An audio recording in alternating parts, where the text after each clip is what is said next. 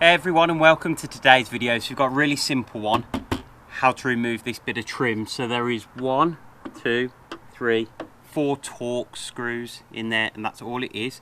So it's either a T15 or a T20, and all you have to do is get under there and get these removed, and it comes off really simple. So there's no trim that you have to take off from the inside, it's all from the outside. That's one. So you can see there, that's all you're looking for underneath here. And it is really quick and easy, you'll see.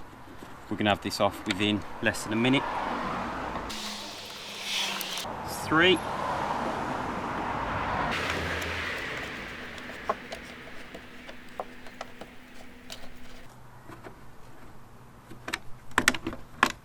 And that's 4.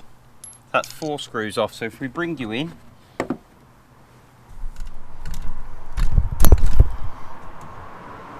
you can see here we've got this little clip, and all we do, pull that out. It was just removing it from there. That's it, off the car. So that's super easy, and all you do is clip it in place, hook it in, then 1, 2, 3, 4 screws back up, and that's attached back to the car. Super easy. If you found today's video useful, please hit that like button and subscribe so you get updates for future content. Thanks for watching, and we'll see you in the next video.